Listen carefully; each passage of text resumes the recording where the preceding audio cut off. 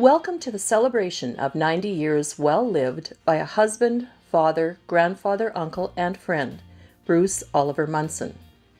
Bruce was born September 20th, 1928 to Roscoe and Lena Munson in Saskatoon City Hospital. He was a beautiful blonde, blue-eyed baby, full of life and laughter. He brought great joy to his parents after the tragic loss of their infant daughter, Olive, the year previously. Bruce grew up alongside his brothers Norman and Gregory on the family homestead in the Elstow-Blucher area. As his father, uncles, and grandmother had come west from Manitoba to homestead, Bruce enjoyed a life surrounded by extended family, his Uncle Earl being a significant figure in his life. Bruce spent many hours reveling in Earl's stories of the First World War and jokes, as he was a well-known trickster. A lifetime of hard work began by joining a threshing crew for his dad and Uncle Earl in the fall of 1942 at the age of 14. At the time, Bruce was attending Mackenzieville School, finishing grade 8. He began his high school education in Elstow, but left at Easter time in grade 10 to help build an elevator and failed to finish his final exams. This is a regret he has mentioned often over the years. Bruce had a special relationship with his maternal aunt Nellie, often calling her his second mum, and when she married Ian Dunlop, he stood up for her in place of a father figure. He joined Ian and Nellie for a short time at their St. Walburg farm to dig turnips and care for sheep, and was present for the birth of their first child, Margaret Jean. Bruce grew into a strapping young man, handsome and gregarious, interested in the world around him. His best friend, Isidore Wyszynski, better known as Izzy, played a big part of his adventures with girls, drinking and carousing.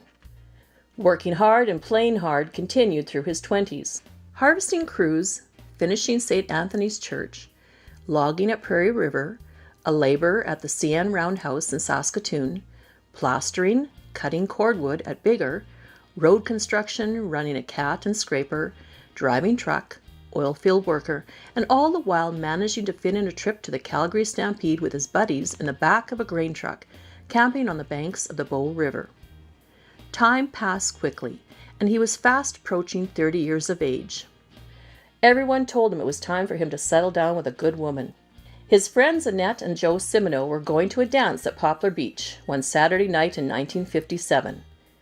Annette worked at the Waka Seniors Home with Dorothy Schneider, an attractive, pleasant young woman who was also single. Annette invited Dorothy to come along to the dance, not telling her that Bruce would also be with them. It may have been her great smile, the way she danced, or just the low-cut dress she wore, but she definitely made an impression on the slightly intoxicated bachelor, who proceeded to toss beer caps into her cleavage. This obviously didn't put her off him, because soon after that first meeting, they began dating, and in October of 1958 they married at St. Teresa's Church in Waka. Bruce drove the fuel truck for Esso, drove semi hauling hay, and worked at the White Rose Garage in the early years of their marriage. The first house they lived in was a one-room shack next to the elevators in Waka. There, their first child, Grace, was born.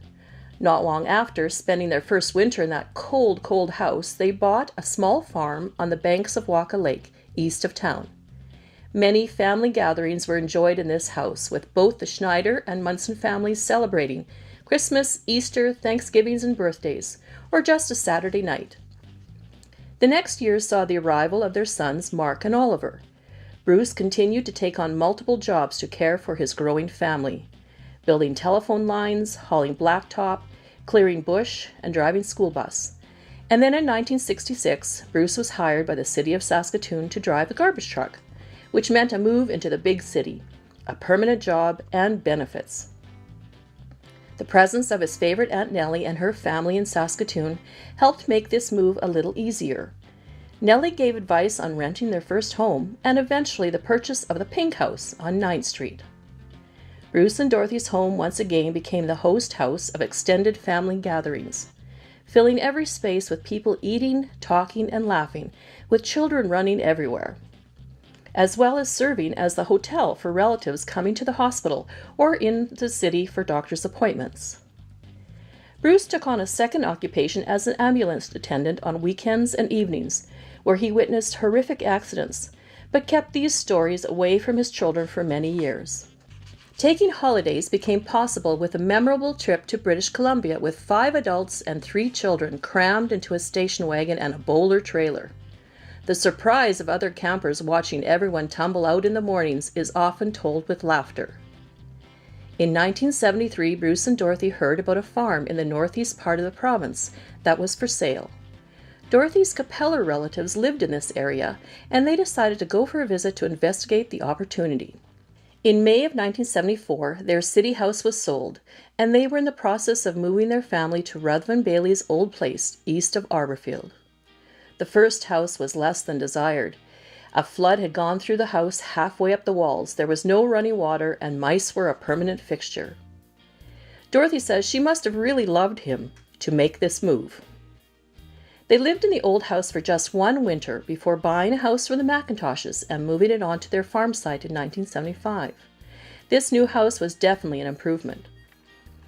Bruce took up farming as if no time had passed, with Dorothy, their son Mark, and a neighbor Bruce Smith working alongside. A mixed farm with grain, cattle, pigs, chickens, turkeys, and horses was long, hard work. And Bruce started driving school bus to add to the coffers.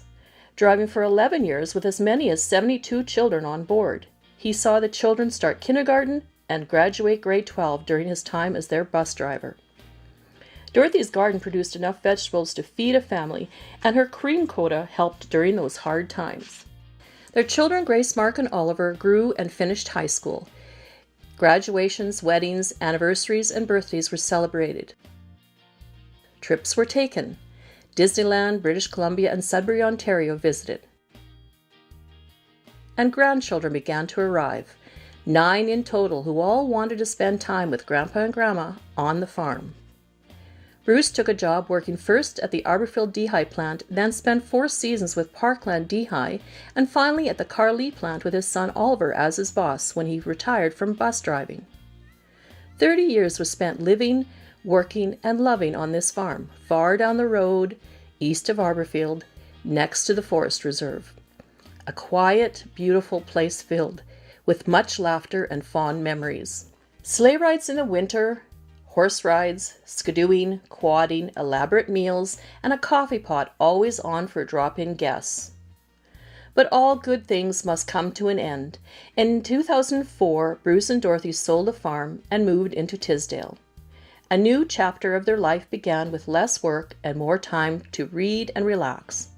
But this certainly didn't mean an end to entertaining family or friends. Celebrations were still held, and now great-grandchildren were arriving too, to share in the warm embrace of Bruce and Dorothy's home.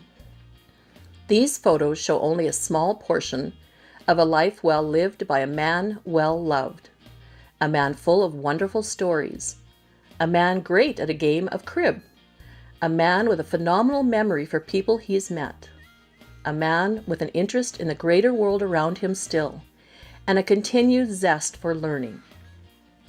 So join us in saying Happy 90th Birthday, Bruce, and as an Irish blessing says, may the wind be always at your back, may the sun always shine on your face, may the roof over your head be strong, and may you be a half an hour in heaven before the devil knows you're gone.